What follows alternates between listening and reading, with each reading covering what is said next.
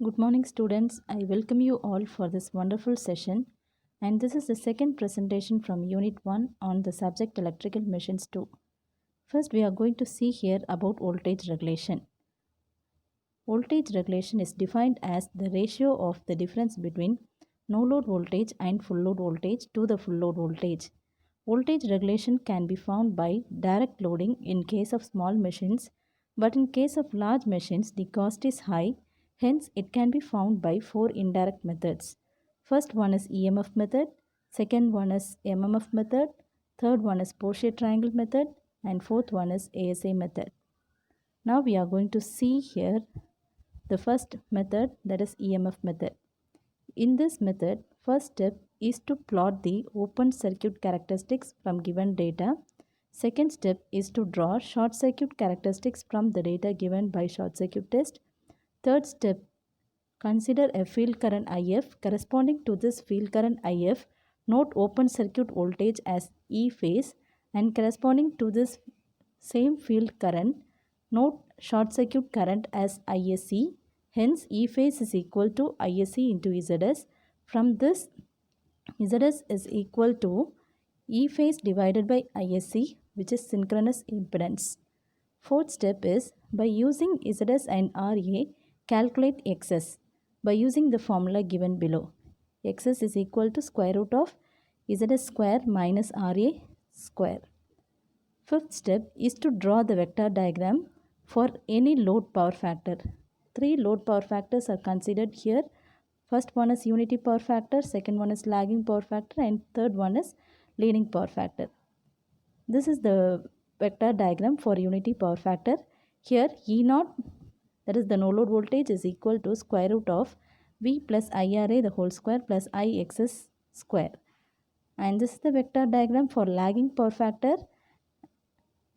From this vector diagram, we got E0 as equal to square root of V cos phi plus IRA the whole square plus V sin phi plus IXS the whole square. And this is the vector diagram for leading power factor. Here E0, that is the no load voltage, is equal to the square root of V cos phi plus IRA the whole square plus V sin phi minus IXS the whole square. The difference of the two loads, that is lagging power factor load and leading power factor load, is IXS drop have positive sign for lagging power factor and negative sign for leading power factor. The regulation obtained by this method is always less than the actual value, hence this method is called as pessimistic method. Second method is ampere turn or MMF method. First step is to draw open circuit characteristics graph, and second step is to draw short circuit characteristic graph. Full load voltage is found and it is extended on OCC graph, and the corresponding field current is noted as IF1. Full load current was found and the corresponding field current is noted as IF2. By using IF1 and IF2, calculate IF, which is given by the formula IF equal to square root of IF1 square plus IF2 square plus 2 times of IF1 IF2 cos of 90 plus or minus phi.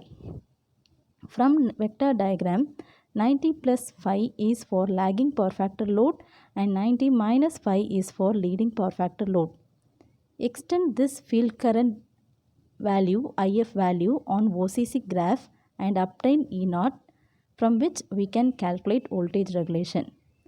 Since this method gives voltage regulation value lower than actual value, this method is also known as optimistic method.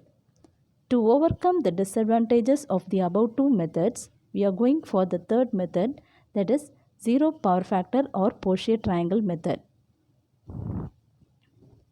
First step is to draw ZPF curve. ZPF curve was drawn by running the machine at synchronous speed and connecting a pure inductive three-phase load. Load is varied in steps, and in each step field current is adjusted so that armature current is equal to its rated value. Second step is to draw OCC curve, and an air gap line was drawn by taking a tangential line on OCC curve.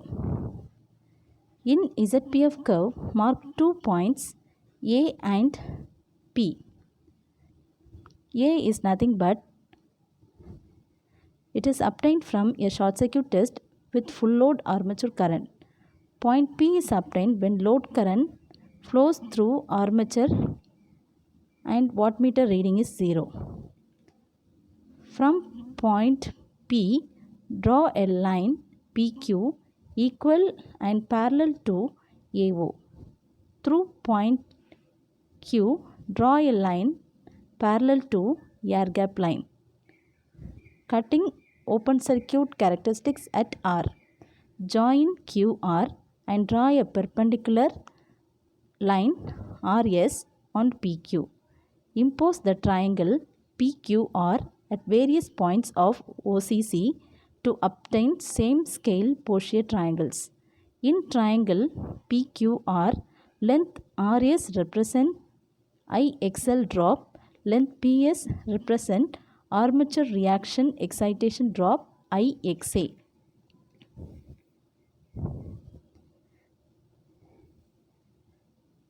Portier triangle regulation diagram. Here OA is terminal voltage on full load and OB is full load current I at lagging power factor. Draw AC as equal to IRA drop. Draw CD perpendicular to AC equal to IXL drop. Now OD represent EMF E. From OCC, find field current corresponding to this EMF E and draw OF perpendicular to OD.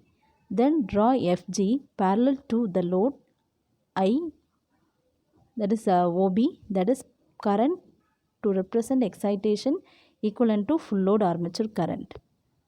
OG gives total excitation required and the corresponding EMF is E0, from which we can calculate voltage regulation. Next topic is steady state power angle characteristics. Power angle characteristics is nothing but a graph drawn between power and rotor angle, and it is a sine wave since the power of a salient pole synchronous machine is given by the relation P equal to 3 EV by X into sine del. Here E is the sending end voltage, V is the receiving end voltage. X is the reactance of the line and del represents the angle between E and V. Next topic is two reaction theory. This theory proposes to resolve given armature MMFs into two mutually perpendicular components due to its non-uniformity of reluctance of magnetic path. One component is located along the axis of rotor called direct axis component and other component is located perpendicular to the axis of rotor called quadrature axis component. Direct axis component of armature MMF FA is FD. Quadrature axis component of an armature MMF is FQ. Here XSD is equal to XAD plus XL and XSQ is equal to XAQ plus XL. Voltage equation for each phase of armature based on two reactance concept is V is equal to E0 minus I1RA minus IDXSD minus IQXSQ. Here the drop is across the armature resistance, across the direct axis component of reactance as well as on the quadrature axis component of X. Here XD and XQ can be found by conducting slip test. Next topic is about the measurement of XD and XQ by slip test. And this test was done by rotating the rotor of alternator by an external prime mover while rotor winding are kept open and a low voltage 3-phase supply about 20% of rated voltage is applied to armature terminals.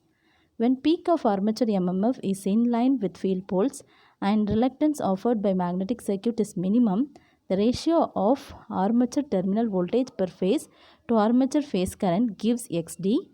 After 1/4 cycle of slip cycle, peak of armature mmf is in line with quadrature axis and reluctance offered by magnetic circuit is maximum, the ratio of armature terminal voltage per phase to armature phase current gives xq.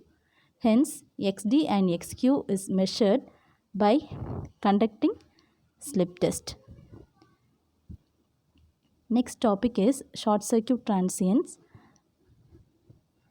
If all the three terminals of the generators are shorted, it is said to be a short circuit condition, and that a generator can experience this condition is said to be in transient state.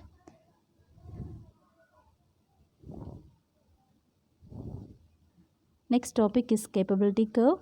The limit within which the synchronous machine operates safely is called capability curve, which is also known as operating characteristics or capability chart. The condition for safe operation are MVA loading must be less than the rating of an alternator, megawatt loading must be less than the rating of prime mover, field current must be less than the value determined by field heating, and angle del must be less than 90° for steady state stability operation. By this we have completed unit 1. Thank you for your cooperation.